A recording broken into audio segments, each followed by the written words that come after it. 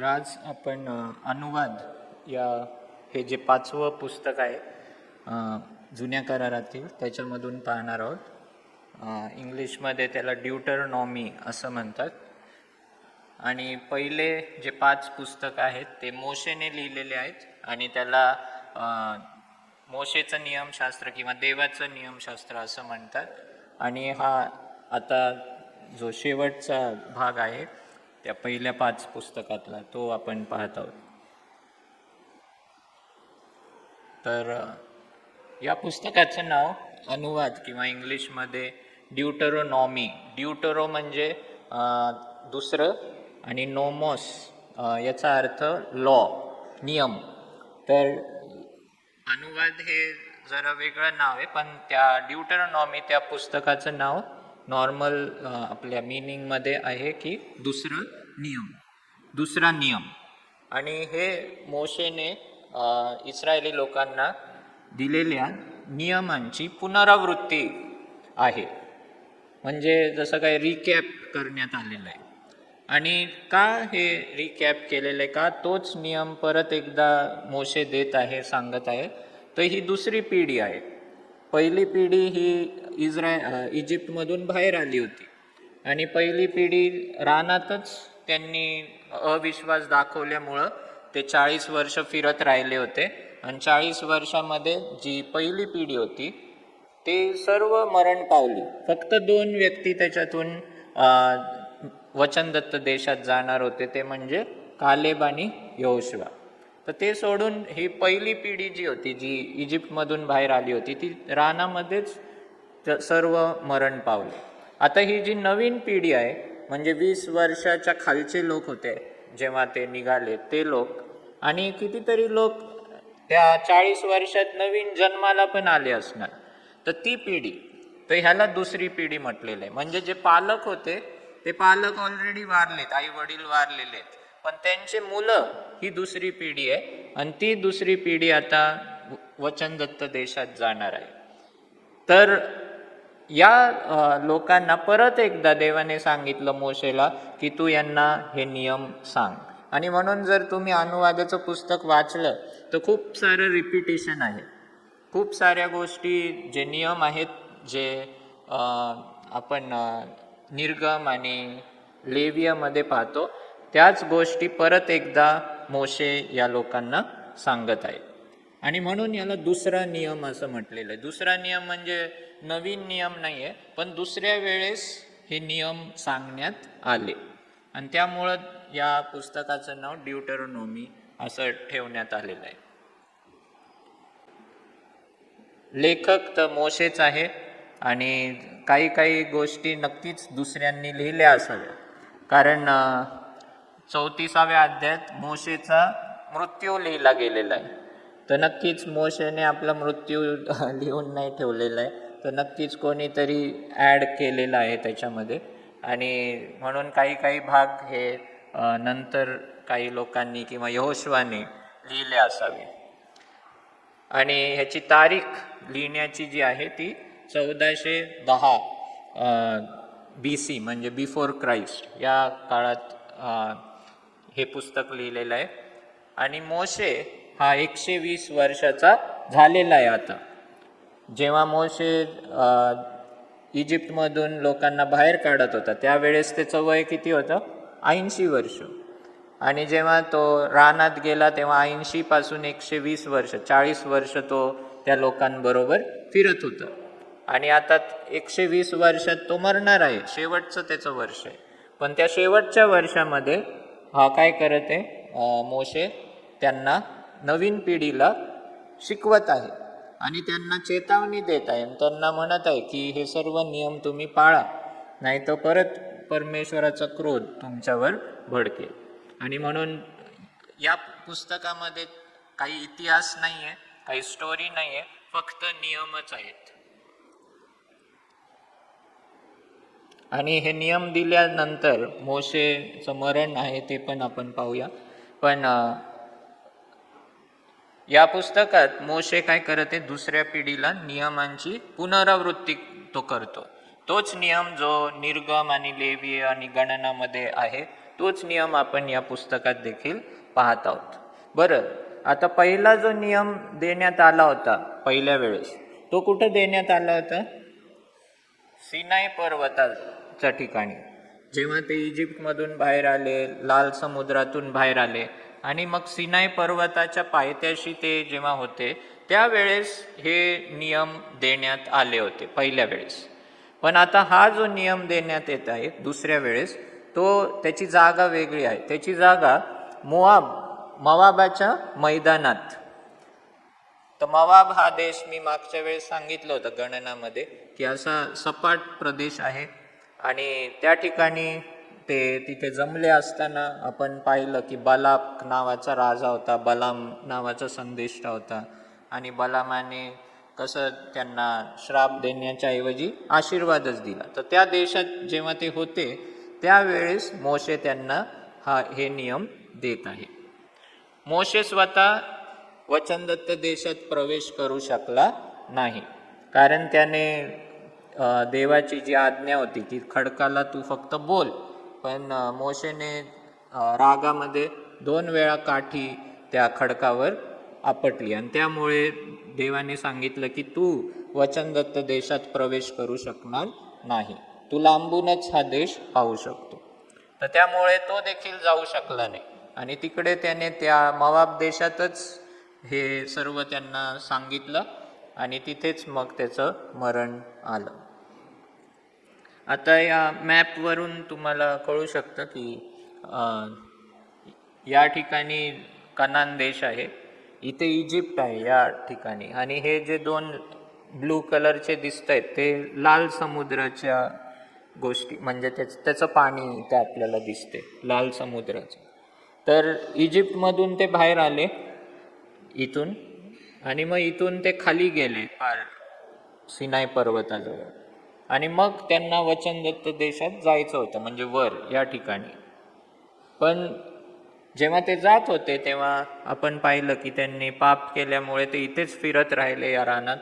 पण आता 40 वर्षाने ही जी लाल रेख दिसतीये आणि मोवाब दिसतंय तुम्हाला इथे, मोआब, तर त्या ठिकाणी ते पोचलेले आहेत आणि तिकडे हे नियम देण्यात आलेत.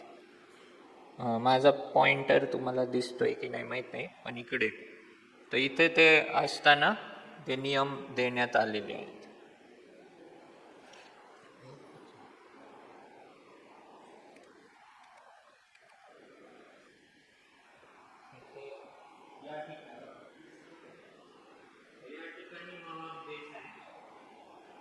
सिनाई पर्वत खाली आहे, इथे इजिप्त आहे, इजिप्तमधून ते खाली आले, इथेच फिरत राहिले आणि मग 40 वर्षांनी ते या ठिकाणी आले आणि इथून ते प्रवेश करणार आहेत कनान देश.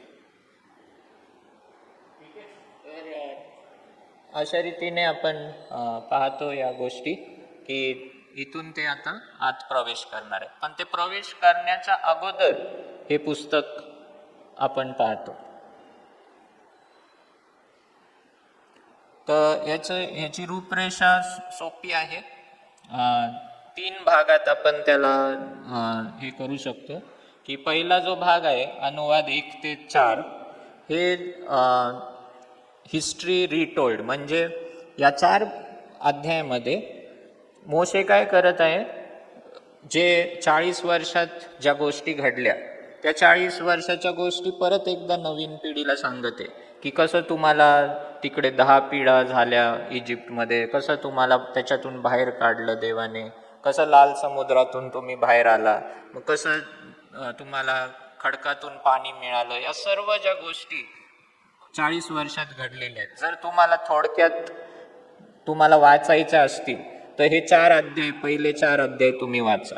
म्हणजे तुम्हाला अनुवादचे पहिले 4 अध्याय जर तुम्ही वाचले तर त्याच्यात सर्व मोशे त्यांना सांगतो, तर आपल्याला पण कळायला ते सोपं होईल.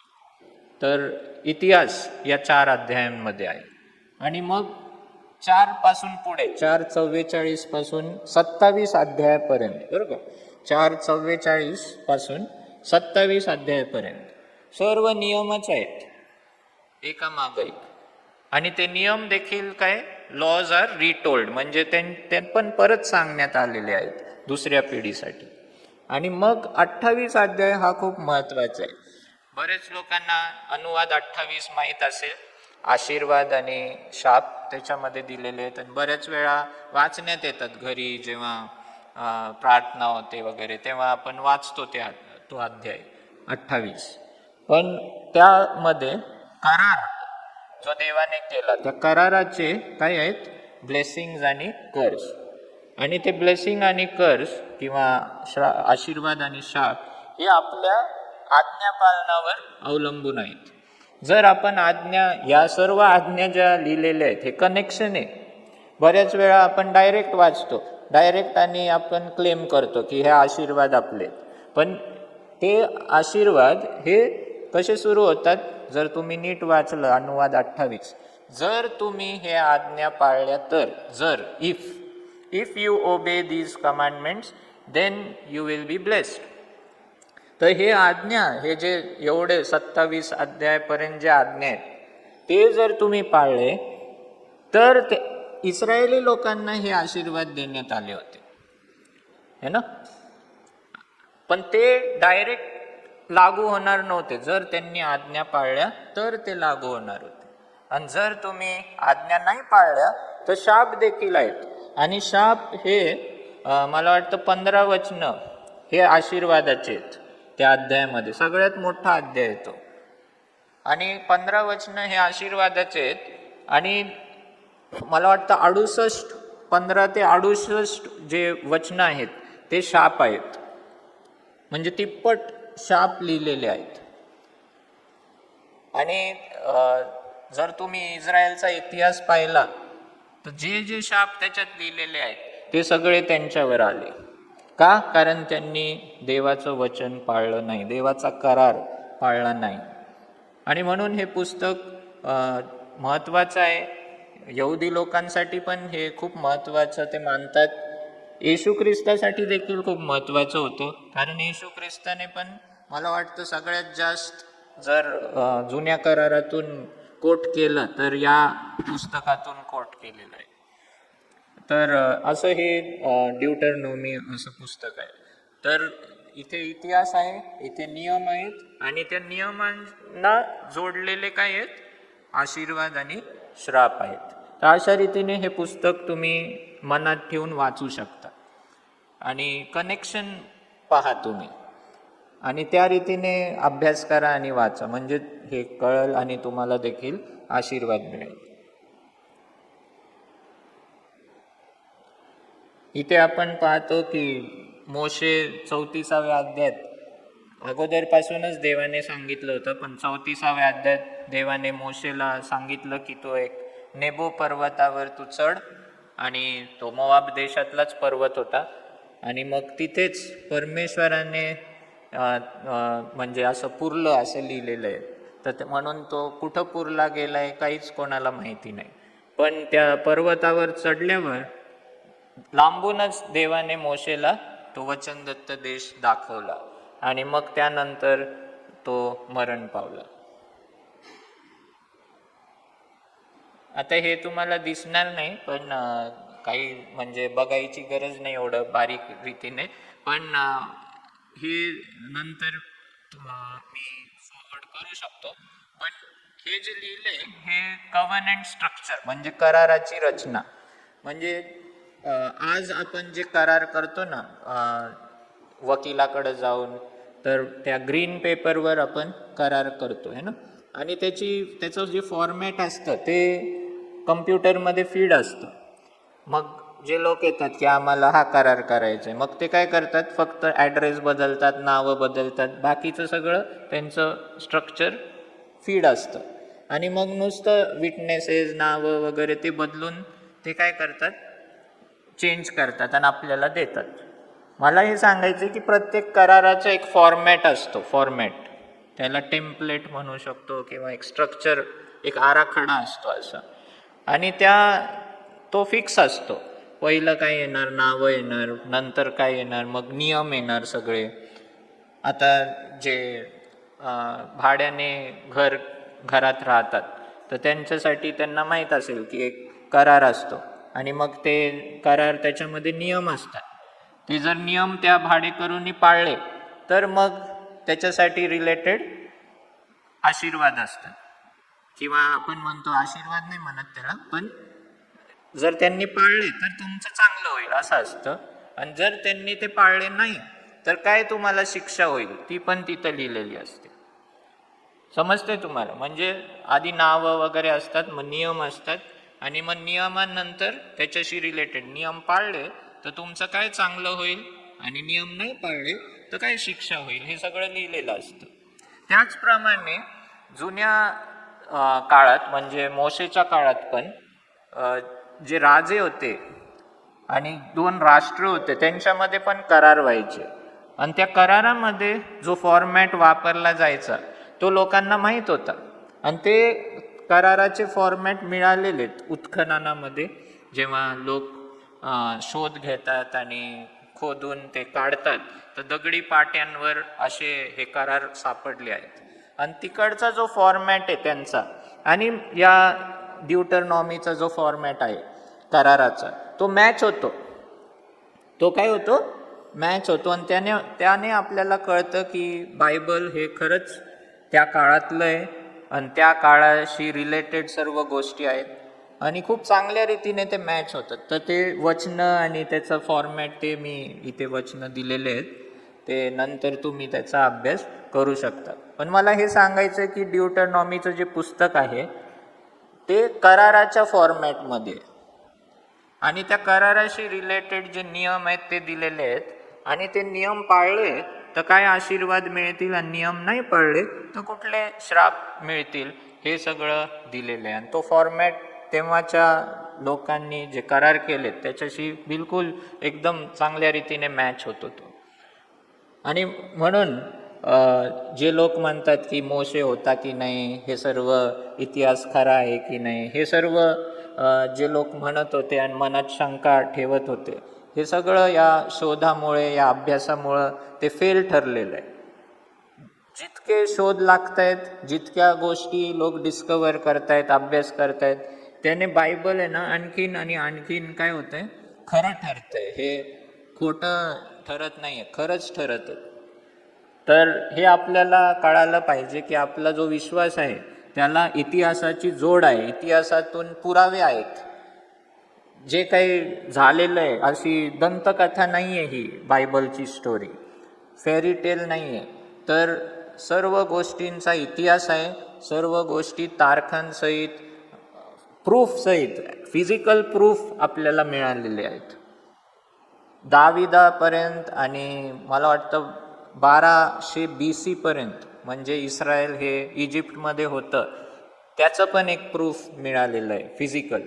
आणि त्यामुळं आपण जे वाचत आहोत बायबलमध्ये त्या खऱ्या गोष्टी आहेत. तुम्हाला तर त्याचा काही डाऊट नसणार आहे, पण बाहेरचे जे लोक आहेत त्यांना खूप डाऊट असतात की हे जे तुम्ही वाचताय हे खरंच झालेलं आहे का. पण त्यांना आपण सांगू शकतो की फिजिकल प्रूफ आपल्याला मिळालेला आहे या सर्व गोष्टींबद्दल.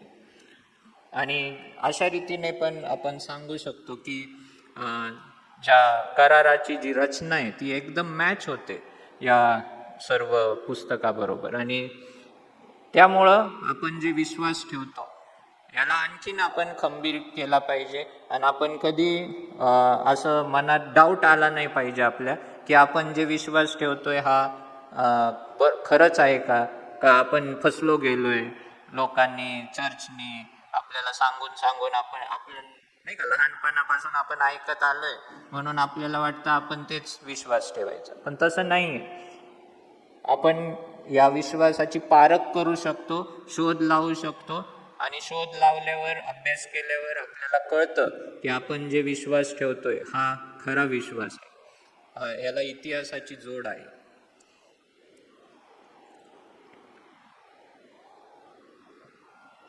पहिल्या 4 अध्यायात जसं मी सांगितलं 40 वर्षाचा इतिहास, त्याची पुनरावृत्ती मोशे करत आहे. आणि मग 5व्या अध्यायापासून आपण पाहतो की सर्व नियम देण्यात आलेले आहेत. तर अध्याय 5 मध्ये सिनाई पर्वतावर जे 10 आज्ञा दिल्या होत्या त्या परत तुम्हाला दिसतात. 5वा अध्याय अनुवादाचा काढला तर तिकडे देखील 10 आज्ञा तुम्हाला दिसतील.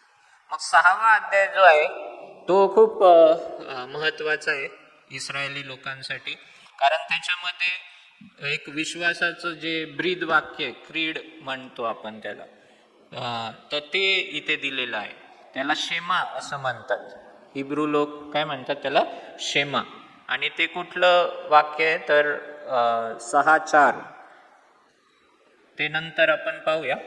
आणि मग पॅरेंटिंग बद्दल पण अध्याय 6 मध्ये दिलेलं आहे. मग कनान 7व्या अध्यायात कनानी जमातींचा नाश कसा करायचा ते दिलेलं आहे. 8व्या असं वेगवेगळ्या गोष्टी आपण पाहतो, तर ते मी थोडक्यात सांगणार आहे. तर जसं अध्याय 5 मध्ये मी तुम्हाला अगोदरच सांगितलं की 10 आज्ञा परत आपल्याला दिसतात. 6 मध्ये हिब्रूमध्ये लिहिलंय शेमा इस्रायल.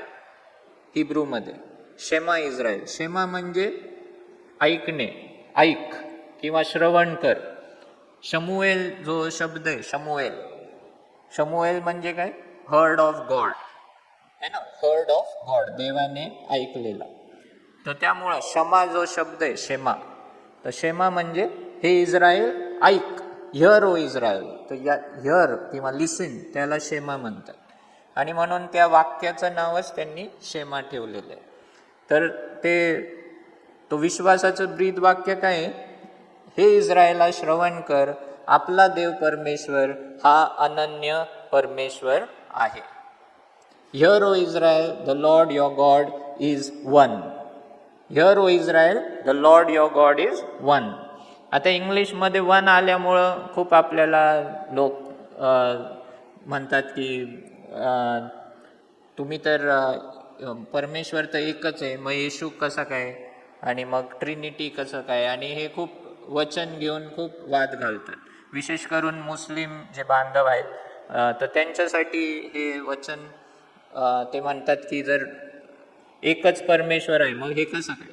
पण जर तुम्ही मराठीत पाहिलं तर तिथं एक लिहिलेलं नाही. तिकडं काय लिहिलंय? हे इस्रायला श्रवण कर, आपला देव परमेश्वर हा अनन्य परमेश्वर आहे. अनन्य म्हणजे युनिक. युनिक म्हणजे त्याच्यासारखा कोणीच नाही. आणि जरी त्याच्यासारखा एकच आहे असं त्याचा अर्थ आहे. एक शब्द येतो पण त्याच्यासारखा एकच आहे, अजून कोणी नाही. आणि जो शब्द वापरलाय हिब्रूमध्ये एखाद म्हणून, याखाद, एखाद पण नाही याखाद म्हणून, तर तो कंपाऊंड युनिटी बद्दल बोलत आहे. म्हणजे असं एकच व्यक्ती नाही पण तो ऐक्यता आहे त्याच्यामध्ये. आणि म्हणून आपण पाहतो की याच्यात काही डाऊट नाही आहे की परमेश्वर त्रैक्य आहे आणि त्या त्रैक्यामध्ये तो एक आहे. ते एवढे जुळलेले आहेत की त्यांना वेगळं करू शकत नाही. याची तुलना आपण पृथ्वीवर पती आणि पत्नीमध्ये करू शकतो. जसं पती आणि पत्नी वेगवेगळे आहेत पण तरी देखील बायबलमध्ये जसं लिहिलंय की ते एक जीव होतील. आणि त्याप्रमाणे परमेश्वर हा कितीतरी पटीने म्हणजे पिता, पुत्र आणि पवित्र आत्मा हे ऐक्यतेमध्ये आहेत. तर हे वाक्य त्यांच्यासाठी महत्त्वाचं आहे. हे इस्रायला श्रवण कर, आपला देव परमेश्वर हा अनन्य परमेश्वर आहे. आणि त्याला ते शेमा असं म्हणतात. आणि मग तू आपला देव परमेश्वर याच्यावर पूर्ण मनाने, पूर्ण जीवाने व पूर्ण शक्तीने प्रीती कर. म्हणजे सर्वस्वाने, सर्वस्व जे काही आहे तुझ्यामध्ये त्या सर्वस्वाने तू त्याच्यावर प्रीती कर. तर हे सुरुवातीलाच मोशे त्यांना आज्ञा देत आहे किंवा देव मोशेद्वारे या इस्रायल लोकांना आज्ञा देत आहे. 6व्या वचनात लगेचच 6 ते 9 मध्ये मला वाटतं हे जे वाक्य आहेत हे पालकांसाठी खूप महत्त्वाचे, की आपण पालक कसे असले पाहिजे, आपण आपल्या मुलांना शिकवलं कसं पाहिजे, हे इथे खूप क्लिअरली लिहिलेलं आहे. की ज्या गोष्टी मी तुला आज बजावून सांगत आहे त्या तुझ्या हृदयात ठसव. ठसव म्हणजे नाही का असं त्याची छाप पाड. आणि त्या तू आपल्या मुलाबाळांच्या मनावर बिंबव. आणि घरी बसलेले असताना, मार्गाने चालत असताना, निजताना, उठताना त्याविषयी बोलत जा. म्हणजे सारखं आणि सारखं आपण आपल्या मुलांशी आहे ना येऊन जाऊन बहाणा बनवून आपण मुलांना देवाबद्दल शिकवलं पाहिजे. पण आपण सगळे फेल होतो याच्यामध्ये, आपण फेल होतो. पण देवाने सांगितलंय की सारखं तुम्ही येऊन जाऊन तुम्ही निसताना उठताना म्हणजे आपल्या रोजच्या गोष्टींमध्ये तुम्ही देवाबद्दल त्यांना शिकवा. आणि असं लिहिलंय ना ठसव आणि बिंबव, म्हणजे असं सारखं ड्रिल करा. जसं ह्याच्यात असतं ना शाळेमध्ये जेव्हा मुलं शिकतात तर लिहायला शिकतात तर सारखं गिरवतात ते किंवा ए असेल बी असेल सारखं पूर्ण पूर्ण पान त्यांना लिहायला देतो आपण है ना, मग ते शिकतात ए कसं लिहायचं बी कसं लिहायचं. पण हेच आपण आपल्या म्हणजे मी पण त्याच्यात आहे की आपण आपल्या मुलांना बायबल तसं शिकवत नाही. पण देवाने ती एक पद्धत दिलेली आहे की तुम्ही रोज आणि रोज त्यांच्यावर बोलत राहा बोलत राहा बोलत राहा, निचताना उठताना झोपताना है ना, मार्गाने चालत असताना त्यांच्या मनावर तुम्ही हे बिंबवा, त्यांच्या हृदयात तुम्ही ठसवा. आणि मला वाटतं पालकांना ही जबाबदारी दिलेली आहे आणि पालकांनी ते काम केलं पाहिजे. बाकीच्या गोष्टी देवाच्या हातात आहे. आणि काय बिंब तर देवाच्या गोष्टी, देवाचे नियम, देवाचं वचन, हे त्यांना तुम्ही सारखं सांगत जा. अनुवाद 6 मध्ये नंतर ही पण गोष्ट म्हणजे सारखी येते, मी एक रेफरन्स दिलाय, पण तुम्ही जर वाचलं अनुवाद सारखं देव त्यांना आहे ना आठवण करून देत आहे की ज्या परमेश्वराने तुला मिसर देशातून दास्यगृहातून बाहेर काढले त्याचा तुला विसर पडू नये म्हणून जप. म्हणजे तुम्ही गुलाम होता, तुम्ही दास्यात होता, तुम्ही कठीण परिस्थितीत होता, प्रॉब्लेम मध्ये होता, आणि मी तुम्हाला त्याच्यातून बाहेर काढलं, हे तुम्ही कधी विसरू नका. आणि म्हणून आपल्याला काय ॲप्लिकेशन आहे की आपण पण पापात होतो, आपण पण देवाच्या राज्याबाहेर होतो, आपण त्या पापाच्या कर्जात पूर्णपणे डुबलो होतो, पण परमेश्वराने आपल्याला बाहेर काढलेलं आहे, हे आपण कधी विसरू नये. आणि म्हणून त्याचे भय आपण बाळगले पाहिजे आणि त्याचीच आपण सेवा केली पाहिजे. हे परमेश्वर सारखं आणि सारखं त्यांना आठवण करून देत आहे की तुम्ही कोण होता, तुम्ही गुलाम होता, हे लक्षात ठेवा.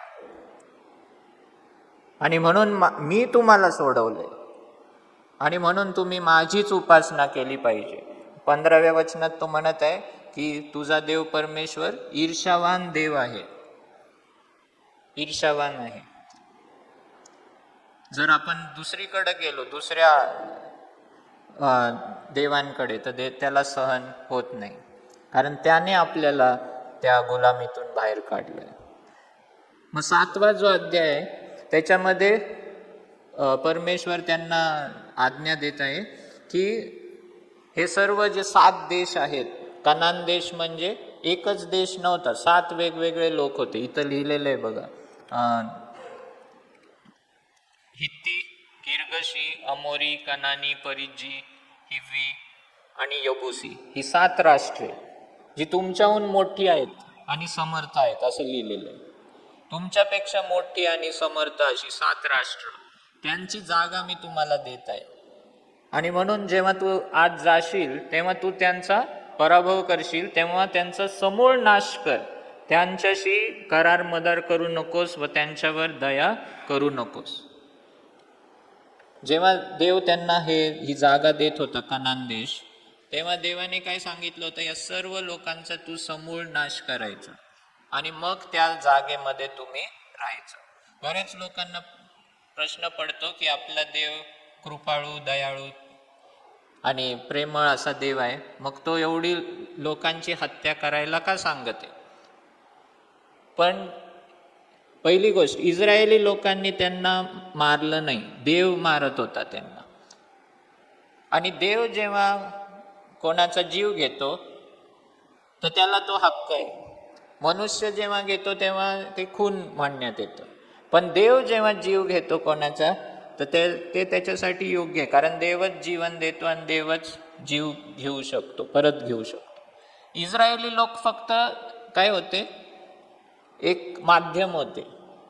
हे देव करत होता आणि त्याचं कारण पण आहे.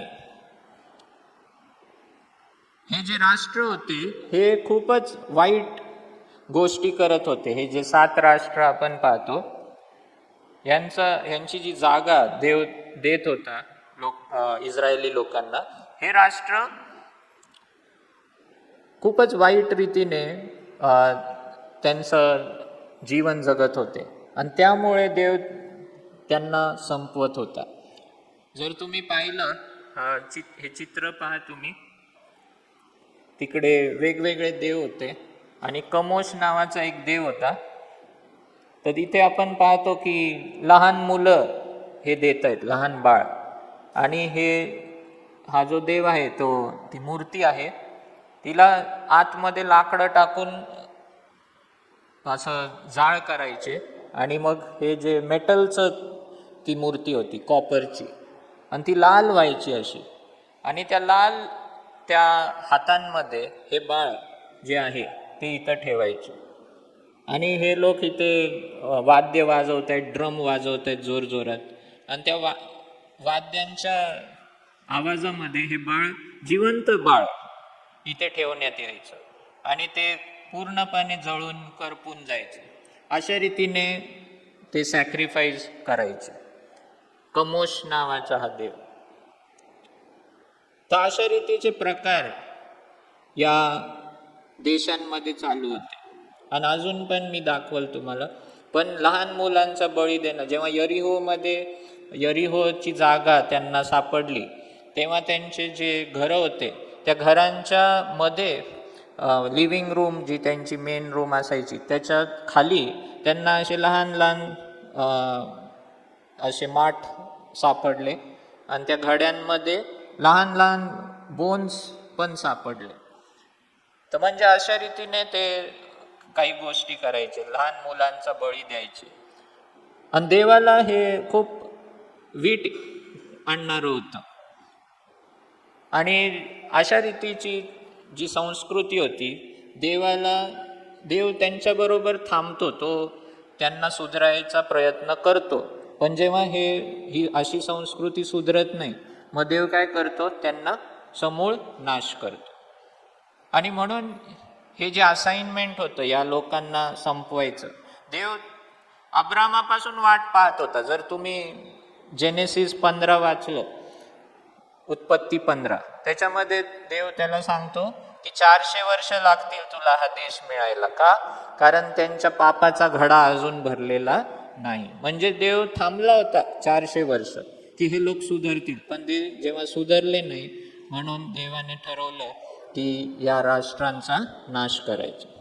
आपल्या शरीरामध्ये जर गँग्रीन झालं ना, हातामध्ये गँग्रीन किंवा सेप्टिक झालं, तर काय करतात डॉक्टर? हात कापून टाकतात, म्हणजे बाकीचं शरीर जिवंत राहू शकतं.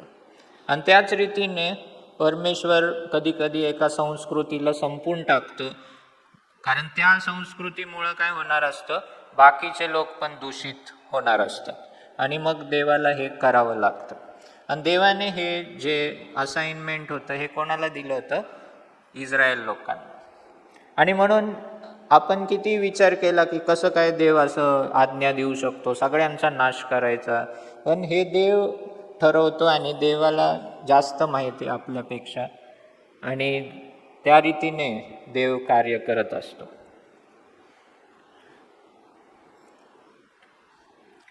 8वा अध्याय देखील खूप महत्वाचा आहे. अनुवाद 8 मध्ये आपण पाहतो की येशूने पण याच्यातून कोट केलेलं आहे की मनुष्य केवळ भाकरीने नाही तर देवाच्या मुखातून निघणाऱ्या प्रत्येक शब्दाने तो जगेल. आणि हा अध्याय जर तुम्ही पूर्ण वाचला तर त्याच्यात आपल्याला हेच दिसतं, एकच शब्द सारखा आणि सारखा येतो, ते म्हणजे तुझ्या देवाला तू विसरू नको. Remember the Lord. कारण देव त्यांना म्हणत आहे की मी ज्या देशात तुम्हाला घेऊन जाते, तर तिकडे काय आहे, त्या देशात टंचाई न पडता तू अन्न खाशील, तुला कोणत्याही गोष्टीची वाण पडणार नाही. तिथले धोंडे लोहयुक्त आहेत व तिथल्या डोंगरातून तुला तांबे खणून काढता येईल. खाऊन पिऊन तू तृप्त होशील आणि तुझा देव परमेश्वर याने तुला दिलेल्या उत्तम देशाबद्दल त्याचा धन्यवाद करशील. सावध राहा, नाहीतर त्या आज्ञा, नियम व विधी मी जे आज तुला देत आहे ते पाळायचे सोडून तू आपला देव परमेश्वर याला विसरशील. आणि म्हणून सारखं या अध्यायामध्ये जर तुम्ही वाचलं तर देव तुला खूप चांगला देश देत आहे, खूप भरपुरी देत आहे, सगळं चांगलं असेल, तू पोट भरून खाशील, तिकडचं उपज चांगली आहे. आणि हे सगळ्या चांगल्या परिस्थितीत तू देवाला विसरू शकतो. आणि म्हणून तू देवाला विसरू नको. सारखं आणि सारखं परमेश्वर सांगत आहे त्यांना. मग नववा अध्याय, तिथं मेन पॉइंट काय लिहिलेलं आहे की इस्रायल हे लक्षात ठेव, तुझ्या पुण्याईमुळे नव्हे तर तुझ्या मनाच्या सात्विकतेमुळे पण नव्हे, तर या राष्ट्रांच्या, जे मी 7 राष्ट्र आता तुम्हाला सांगितले, त्या 7 राष्ट्रांच्या दुष्टाईमुळे मी तुला हा देश देत आहे. असं नको समजू की तू खूप चांगला आहे, तू खूप सात्विक आहे. उलट तू कसा आहे, ताठ मानेचा आहे, तू स्टबन असा देश आहे ना. आणि म्हणून हे लक्षात ठेव की तुझ्या चांगुलपणाबद्दल मी तुला हे देत नाहीये, तर या वाईट लोकांमुळं मी तुला देत आहे. हे इथं लिहिलेलं आहे. तुझा देव परमेश्वर त्यांना तुझ्या पुढून घालून देईल, तेव्हा आपल्या मनात म्हणू नकोस की माझ्या पुण्याईमुळे परमेश्वराने मला हा देश वतन करून घेण्यास येथे आणले आहे. खरे पाहता या राष्ट्रांच्या दुष्टाईमुळे परमेश्वर त्यांना तुझ्या समोरून घालवून देत आहे. आणि म्हणून आपल्याला बऱ्याच वेळा वाटतं काही चांगलं झालं आपल्या बरोबर, तर की आपल्या थोड्या चांगुलपणामुळं झालं असं. पण आपण नम्र राहिलं पाहिजे आणि देवाला धन्यवाद दिला पाहिजे की आपलं काहीच क्रेडिट नाही आहे, हे देवाचंच चांगुलपण आहे, देवाची कृपा आपल्या जीवनात आहे. अनुवाद 10 मध्ये परत एकदा तेच की म्हणून तुम्ही आपल्या अंतकरणाची सुनता करा. हे बघा, जुन्या करारामध्ये पण अंतकरणाची सुनता लिहिलेली आहे. अंतकरणाची सुनता म्हणजे काय, तर नम्र व्हा, ताठ मानेचे राहू नका. बऱ्याच वेळा सांगण्यात येतं जुना कारण म्हणजे आउटवर्ड आहे, बाहेरील आहे, पण बाहेरील नाही आहे. जुन्या करारात पण हृदयापासून, इथे बघा, you shall love the lord your God with all your heart, हे ना, पूर्ण मनाने, जीवाने. आणि इथे पण लिहिलंय की अंतकरणाची सुनता करा. देवाला फक्त फिजिकल सुनता पाहिजे नव्हती, मनाची सुनता, अंतकरणाची सुनता ही महत्वाची होती. आणि परत एकदा तो आठवण करून देत आहे की तुम्ही अनाथ, विधवा यांचा न्याय मी करतो, आणि म्हणून परदेशियांवर प्रीती करून त्यांना अन्न वस्त्र मी पुरवतो. तुम्ही परदेशियांवर प्रीती करावी, कारण तुम्ही सुद्धा मिसर देशात परदेशी होता. हे बघा, तुम्ही देखील परदेशी होता, मी तुम्हाला सहाय्य केलंय मिसर देशात. म्हणून दुसऱ्या देशातले लोक येतील, त्यांचा भेदभाव करू नका, त्यांच्यावर पण प्रीती करा. 13वा अध्याय जर वाचला तर खरा संदेष्टा कसा ओळखायचा इथे लिहिलेलं आहे. कारण तिथं पहिलंच परमेश्वर त्यांना चेतावणी देत आहे की खूप सारे खोटे संदेष्टे येतील, चमत्कार करतील, चिन्ह दाखवतील आणि म्हणतील की हे आज्ञा, आता मी जे सांगतो ते आज्ञा पाळा. परमेश्वर म्हणतो, जर असा संदेष्टा आला आणि त्याने चिन्ह दाखवले, चमत्कार केले आणि मग तुम्हाला सांगितलं की या देवाची आराधना करू नका, दुसऱ्या देवाची करा, तर मी सांगतो तर त्याचं ऐकू नका. त्यांनी चिन्ह दाखवलं, चमत्कार दाखवला, तरी त्याची आज्ञा मानू नका. आणि आजच्यासाठी हे खूप महत्त्वाचं आहे. लोकांना काय वाटतं, कोण आला, चमत्कार केलं, मला बरं वाटलं, चिन्ह दाखवलं की हा देवाचाच माणूस आहे, असं आपल्याला वाटतं. मग त्याचं शिक्षण काही असू दे, पण इकडं क्लिअरली लिहिलेलं आहे की जर असा कोणी व्यक्ती त्याने चिन्ह दाखवले किंवा प्रॉफेसी केली आणि ती प्रॉफेसी पण खरी ठरली, पण जर त्याचं शिक्षण बरोबर नसेल, तर त्याचं पालन करू नका. इथे क्लिअरली लिहिलेलं आहे. फक्त चिन्हामाग चमत्कारा मग आपण जाऊ नये. बायबलमध्ये हे जे शिक्षण बायबल प्रमाणे आहे का ते आपण चेक केलं पाहिजे. 15 अध्यायामध्ये आपण पाहतो की परमेश्वर म्हणतो की गरिबांची आठवण ठेवा. 8वं वचन बघा, तर तू आपला हात त्याच्यासाठी म्हणजे गरिबासाठी सैल सोड आणि त्याची गरज भागेल इतके त्याला अवश्य उसने दे. है ना, आपला हात बंद नको करू गरजूंसाठी, तर आपला हात हा उघडा कर. 17वा अध्याय याच्यामध्ये राजा कसा असावा परमेश्वर अगोदरच सांगतोय की जेव्हा तुम्ही त्या देशात जाल तेव्हा काही वर्षांनी तुम्ही म्हणाल की आम्हाला राजा पाहिजे. हे देवाने ओळखलं होतं, कारण आत्ता तर देवच त्यांचा राजा होता, पण एक मनुष्य राजा म्हणून पाहिजे असं तुम्ही म्हणाल. आणि पहिले शमूएल 8 मध्ये आपण पाहतो की त्यांनी राजा मागितला इस्रायल लोकांनी. तर तेव्हा अगोदरच देवाने नियम ठेवले होते की जेव्हा तुम्ही मनुष्यामधून एक राजा कराल तेव्हा कोणते नियम पाळायचे. असंच कोणालाही राजा नाही बनवायचं. तर पहिली अट होती की तो इस्रायली पाहिजे. दुसऱ्या देशाचा व्यक्ती राजा बनू शकत नाही इस्रायलवर, इस्रायलीच पाहिजे. आणि मग काही नियम सांगितले होते. आणि मी जो निवडल, हे पण होतं, मी जो निवडल तो तुम्ही राजा ठेवायचा, तुम्ही नाही निवडू शकत. मी जो दाखवल तो तुम्ही राजा त्याला ठेवू शकता. आणि मग असे नियम होते, 3 नियम होते की तू जो राजा असेल त्याने घोडदळ जे आहे ते वाढवायचं नाही, घोडे नाही वाढवायचे.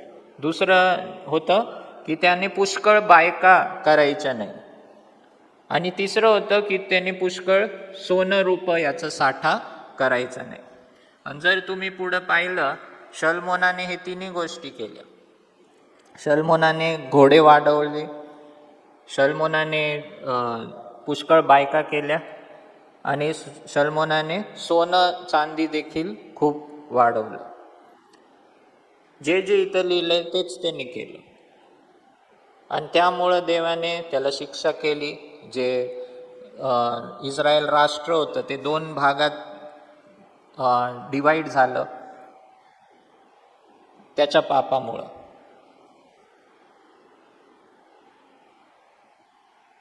अध्याय 18, त्या देशामध्ये काय काय चालू होतं मी सांगितलं होतं ना, खूप वाईट प्रकार चालू होते. तर हे बघा इथं लिहिलंय, आपल्या मुलाचा किंवा मुलीचा अग्नीत होम करणारा, चेटूक करणारा, शकून मुहूर्त पाहणारा, मंत्रतंत्र करणारा, जादूगर, वशीकरण करणारा. वशीकरण माहिती का काही? पंचाक्षरी, छाछू करणारा अथवा मृतात्म्याला विचारणारा असा तुमच्यापैकी कोणी नसावा. आता हे सर्व गोष्टी आहेत ना, लोकांना वाटतं हे काही नाही आहे, हे आपण सायंटिफिक जगात आहोत म्हणून हे काही खरं नाही. पण हे सर्व खरं आहे. हे सर्व जगात गोष्टी आहेत आणि त्याची ताकद चालते पण जे प्रभूचे आहेत त्यांच्यावर या गोष्टी चालणार नाही. देव आपल्याला प्रोटेक्ट करतो. पण या गोष्टी आहेत जगामध्ये, या गोष्टी करतात, ही विद्या आहे आणि लोक त्याला बळी पण पडतात. म्हणून आपण देवाच्या सानिध्यात राहायचं आणि देव आपल्याला काही करणार नाही. त्याच्यासाठी ते अजून काही गोष्टी लावायच्या घरी गरज नाही आहे. नजर नको लागायला म्हणून काही गोष्टी बरेच लोक आणून लावतात. देव म्हणतो या गोष्टी तुम्ही करू नका, कारण ती गोष्ट तुम्हाला वाचवणार नाहीये. कोण वाचवणार आहे? परमेश्वरच. आणि म्हणून आपण भीती बाळगायचं कारण नाही. पण या गोष्टी आहेत, या गोष्टी लोक करतात आणि या गोष्टी चालायच्या त्या राष्ट्रांमध्ये. देव म्हणतो मला ह्याचा वीट आहे असं लिहिलंय. हे बघा, कारण जो कोणी असली कृत्य करतो त्याचा परमेश्वराला काय आहे? काय आहे? वीट आहे. आणि म्हणून आपल्याला जर परमेश्वराचा क्रोध ओढवून घ्यायचा तर आपण असं करू शकतो.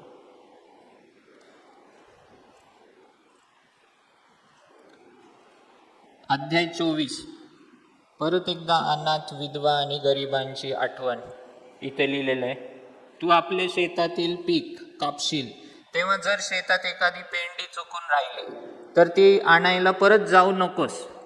म्हणजे आधीच्या काळात ते शेत असे कट करायचे ना हाताने, आणि एक चुकून राहिली पेंडी तर तशीच राहू दे, पुढंच निघून जा.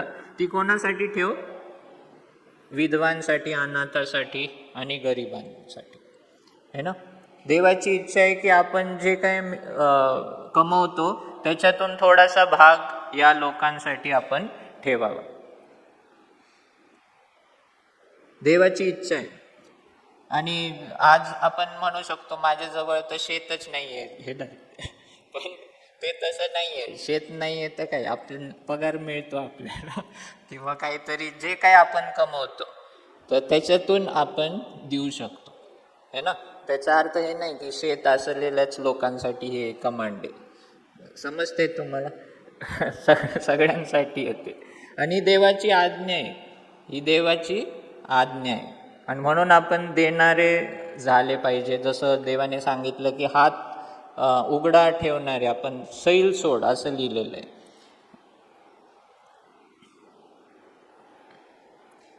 आणि याचं परत एकदा तो सांगतो की तुम्ही देखील परदेशी होता, तुम्ही देखील गुलाम होता, म्हणून त्याची आठवण ठेवा की तुम्ही देखील दुसऱ्या देशात होता. म्हणून तुम्ही आठवण ठेवली पाहिजे इतर लोकांची आणि परदेशीयांची. 25वा अध्याय, प्रामाणिकतेने वागायचं, सत्याने व्यवहार करायचा. तुझ्या थैलीत जास्त व कमी अशी 2 प्रमाणांची वजने ठेवू नकोस. तुझ्या घरी जास्त व कमी अशा 2 प्रमाणांची मापे ठेवू नकोस.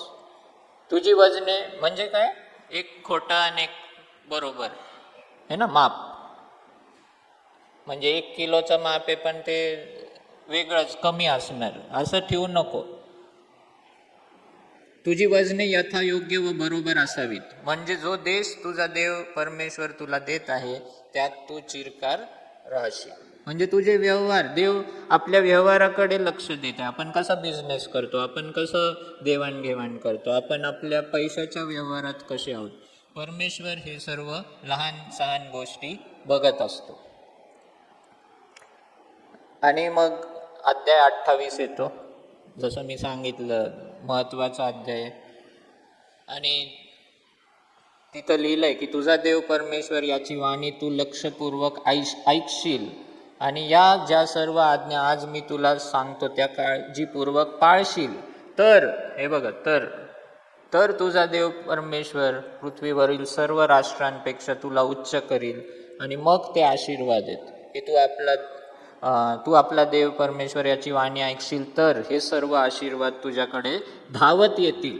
नगरात तू आशीर्वादित होशील, शेतीवाडीत तू आशीर्वादित होशील, तुझ्या पोटचे फळ, तुझ्या भूमीचा उपज आणि तुझी खिल्लारे, गुरेढोरे, शेरडे, मेंढरे यांचे वत्स आशीर्वादित होतील. तुझी टोपली, तुझी परात आशीर्वादित होईल.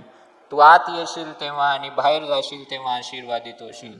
आणि हे सर्व जे आशीर्वाद हे आज्ञा पाळल्या तर ते आशीर्वाद आहेत. आणि पुढं जसं मी सांगितलं 28:15 का 16 पासून शाप आहेत. आशीर्वाद नाही पाळले तर काय शाप आहेत, त्याच्या उलट हे सर्व श्राप दिलेले आहेत. आणि मग अध्याय 30 मध्ये असं सगळं संपल्यावर परत एकदा मोशे त्यांना चेतावणी देत आहे आणि त्यांना सांगत आहे की हे सर्व आज्ञा तुम्ही पाळा. आणि त्याच्यात तो शेवटी काय म्हणतो की या आज्ञा काय अवघड नाही आणि तुझ्या आवाक्या बाहेर नाही आहेत. आणि म्हणून 12व्या वचनात ती स्वर्गात नाही की आम्ही ती पाळावी म्हणून आमच्यासाठी स्वर्गात चढून कोण ती आमच्याकडे आणेल आणि ती आम्हाला ऐकवेल. आणि 13व्या वचनात लिहिले ती समुद्रापलीकडे नाही, आम्ही ती पाळावी म्हणून समुद्रापलीकडे जाऊन आमच्यासाठी ती कोण आणेल आणि आम्हाला ती ऐकेल. म्हणजे असं समजू नका की मी हे जे आज्ञा देतोय ते खूप अवघड आहेत, खूप त्याला परिश्रम करावे लागतील, खूप तपस्या करावी लागेल, असं काही नाहीये. ही तुझ्या जवळ आहे. हे बघा 14 मध्ये ते वचन तर तुझ्या अगदी जवळ, म्हणजे तुझ्या मुखात व तुझ्या अंतःकरणात आहे, म्हणून तुला त्याप्रमाणे वागता येईल. परमेश्वराच्या आज्ञा ह्या अवघड नाहीयेत की आकाशापलीकडे जावं लागल, समुद्रापलीकडे जावं लागल, खूप परिश्रम करावे लागतील, असं काही नाहीये. ती जवळ आहे, तुझ्या मुखात आहे, तुझ्या अंतःकरणात आहे. पहा, जीवन व सुख आणि मरण व दुःख हे मी आज तुझ्या पुढे ठेवलेलं आहे. आशीर्वाद आणि शाप. जीवन व सुख, मरण आणि दुःख, 2 गोष्टी त्याने ठेवलेल्या आहेत. आणि देव म्हणतो निवड करा. 19 वचन 30 आणि 19 खूप महत्वाचं वचन आहे. अनुवाद 30:19. आकाश व पृथ्वी यांना तुझ्या विरुद्ध साक्षीला ठेवून मी आज सांगतो की जीवन व मरण, आशीर्वाद व शाप मी तुझ्या पुढे ठेवले आहेत, म्हणून तू जीवन निवडून घे, म्हणजे तू व तुझी संतती जिवंत राहील. देव म्हणतो जीवन निवडून घ्या, जीवन निवडून घ्या. आणि म्हणून आपली निवड ही खूप महत्वाची आहे. आपण काय निवडतो? पाऊल फिलिप्पीकरास पत्रामध्ये प्रार्थना करतो की तुम्हाला देवाने एवढं देवाविषयीचं प्रेम तुमच्यामध्ये एवढं वाढवावं की तुम्ही योग्य निवड करणारे व्हाल, उत्तम ते निवडणारे तुम्ही व्हाल, असं प्रार्थना करतो. आणि आपल्याला पण ती प्रार्थना केली पाहिजे की देवाने जे उत्तम आपल्याला ठेवलेलं आहे ते आपण निवड करावी. आणि शेवटी 34व्या अध्यायात आपण पाहतो की मोशेचा मृत्यू होतो. परमेश्वर त्याला म्हणाला, ज्या देशाविषयी मी अब्राहम, इसाक व याकोब यांच्याशी शपथ वाहिली होती की तो मी तुझ्या संतानांना देईन, तो देश हाच, तो मी तुला प्रत्यक्ष दाखवलाय, पण नदी ओलांडून तिकडे तुला जायचे नाही. परमेश्वराने सांगितल्याप्रमाणे त्याचा सेवक मोशे मोआब देशीच मरण पावला. मोआब देशीच तो मरण पावला. आणि अशा रीतीने हे पुस्तक संपतं. आणि त्यानंतर यहोशुआ जो मोशेचा सेवक होता, तर परमेश्वर त्याला नेता बनवतो आणि मग तो इस्रायली लोकांना लीड करतो. तर ह्याच्यामध्ये खूप आज्ञा आहेत, खूप मोठं पुस्तक आहे आणि काही काही आज्ञा खूप अवघड देखील आहेत. तर ते करायला हे इथे मी सांगू नाही शकत. आणि काही काही आज्ञा मला पण समजत नाही, अभ्यास करावा लागेल. खूप विचित्र काही काही आज्ञा आहेत, पण ते देखील देव त्या लोकांसाठी ते महत्त्वाच्या होत्या आणि ते समजून घेता येईल. पण बरेच 80% हे पुस्तक आपल्याला सोपं आहे आणि कळतं देखील. आणि हे जर आपण वाचलं तर नक्कीच आपल्याला आशीर्वाद मिळेल. देवाचे नियम हे देवाचा स्वभाव प्रगट करणारे असतात. परत सांगतो, देवाचे नियम देवाचा स्वभाव, त्याचं कॅरेक्टर प्रगट करणारे असतात. आणि म्हणून जेव्हा आपण देवाचे नियम पाहतो आणि अभ्यास करतो तेव्हा देवाचा स्वभाव आपल्याला कळत असतो आणि देव कसा आहे. आणि मग आपल्याला देव काय म्हणतो की माझ्यासारखे तुम्ही बना, माझ्या स्वभावासारखे तुम्ही बना. आणि देवाला तीच इच्छा आहे की आपण पण त्याच्यासारखं बनावं. आणि देवाला पाहिजे की आपण नम्र असावं, आपण गरिबांची आठवण ठेवावी, आपण गर्व करू नये की माझ्या चांगुलपणामुळे हे सगळं झालं आहे ना. इतर देवांमागं जाऊ नये ही देवाची इच्छा आहे. त्यालाच फक्त उपासना करावी. त्याचे जे त्याने जे आपल्याला गुलामीतून काढलं ते नेहमी आपण लक्षात ठेवावं. या सर्व गोष्टी देवाला पाहिजे. आणि देवाची इच्छा आहे की हे सर्व नियम आपण आपल्या मुलांना पण शिकवावे. मुलांना त्यांच्या अंतःकरणावर, त्यांच्या मनावर ठसवावे, बिंबवावे, ही देवाची इच्छा आहे. आणि त्याच्यात देव आपल्याला सहायता करेल. थँक्यू.